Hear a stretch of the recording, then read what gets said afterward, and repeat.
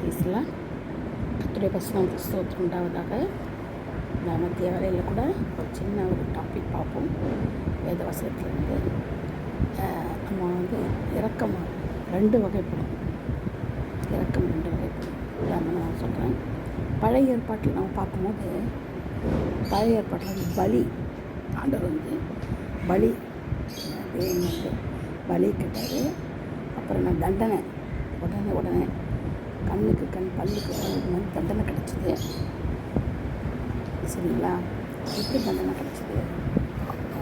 என்ன செய்தாங்க அவங்க பழைய ஏற்பாட்டில் ஆண்டவர் எல்லா காரியத்திலையுமே என்ன செய்தார்? உடனே தண்டனை கொடுத்தார் எல்லாருக்குமே. தாவீதை எடுத்துக்கிட்டா தாவீது கூட அவங்க மகனை ஆண்டவர் எடுத்துக்கிட்டார். அவன் செய்ததுக்கு தண்டனை கிடைச்சது. அந்த பிள்ளைய அவருடைய தாவீது பிள்ளை எடுத்துக்கிட்டார். அதே மாதிரி அதே மாதிரி சாமுவேல். அந்த ஒவ்வொருத்தரும் எடுத்து பார்த்தோம்னா பழைய ஏற்பாட்டில் தண்டனை கொடுத்தார். சாமுவேலுக்கு தண்டனை கொடுத்தார்.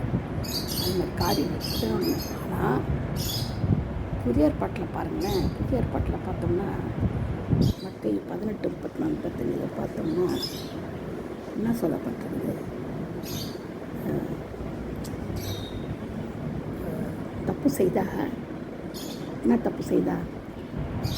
தேவனை விசுவாசிக்காமல் இருந்தாலும் சரி, இயேசு கிறிஸ்துன்னு நம்ம விசுவாசிக்காமல் இருந்தாலும் சரி, தேவனுடைய கற்பனைகளை கை கொள்ளனாலும் சரி, இயேசு சென்ற பாதையில் நம்ம செல்லாமல் இருந்தாலும் சரி, இயேசு சொன்ன எல்லா காரியங்களையும் நம்ம எடுத்துக்கொள்ளலாம் விட்டோம்னாலும் சரி, நமக்கு என்னது? பரலோகம் கிடையாது.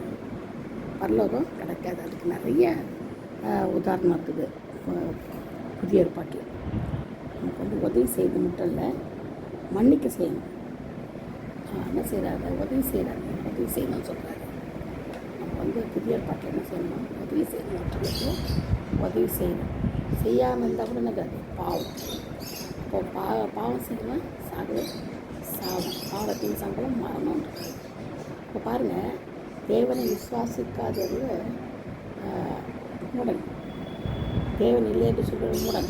ஆனால் மூடன் மட்டும் சொல்லலை. அவர் இயேசு கிறிஸ்து விசுவாசிக்காத எல்லாமே நரகத்துக்கு தான் போகணும்னு சொல்கிறார். அப்போ பாருங்கள், பழைய ஏற்பாட்டுக்கும் புதிய ஏற்பாட்டுக்கும் இந்த வித்தியாசத்தை பாருங்கள். பழைய ஏற்பாட்டில் உடனே வியாதி கிடச்சிது, தண்டனை கிடச்சிது, தீராத வியாதி கிடச்சிது. பழைய ஏற்பாட்டில் இது மூணும் கிடச்சிது.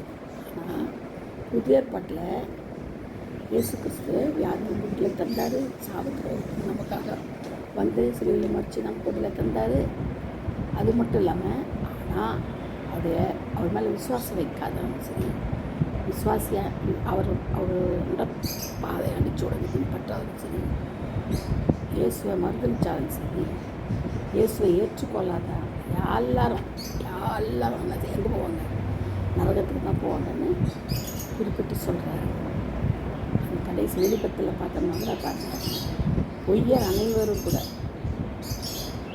போகலாம் அக்கினி கடலில் போனாங்க. அப்போது பழைய ஏற்பாட்டுக்கும் புதிய ஏற்பாட்டுக்கும் நிறைய வித்தியாசம் இருக்குது. பழைய ஏற்பாட்டில் இதா தேவனாகி இதா கண்ணுக்கு தண்டனை கொடுத்தாரு.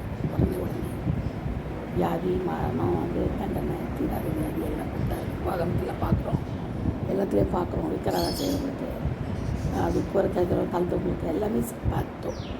ஆனால் புதிய பாட்டில் பாருங்கள், ஒருவனுக்கு ஒருத்தி தான் அது சொல்கிறாரு. ஒரே புருஷன் ஒரே மனைவி தான். கண்ணால் பார்த்தாலே விபச்சாரம் செய்தாயிட்டுன்றது. அப்போ விபச்சாரக்காரர் எல்லோரும் எங்கே? பரலோகத்துக்கு போக முடியாது. அக்கினி கடல் தான். சிலா பாருங்கள், பொறாமை, சகோதரி ஸ்நேகம் இல்லைன்னா, அன்பு இல்லைன்னா, இதெல்லாம் இல்லைனாலும் எங்கே போகணும்? அதுக்கு தான் போகும். அதனால் நம்ம என்ன செய்வோம்? கர்த்தருடைய காரியத்தில் ரொம்ப கவனமாக இருக்கும். பழைய ஏற்பாடு நிழல், புதிய ஏற்பாடு நிஜம். அது இல்லாமல் இது இல்லை, இது இல்லாமல் அது இல்லை. ரெண்டும் நமக்கு ரொம்ப தேவை. அதையே பார்க்கணும், இதையே பார்க்கணும். சரிங்களா? கர்த்தர் இந்த வசனங்களை ஆசீர்வதிப்பாராக. நிறைய வசனங்கள் இருக்குது. நீங்கள் அதை படித்து தெரிஞ்சுக்கொள்ளுங்க. வேதத்தை நல்லா படித்து தெரிஞ்சுக்கொள்ளுங்க. கர்த்தர் ஆசீர்வதிப்பாராக. பேசுகிறார்.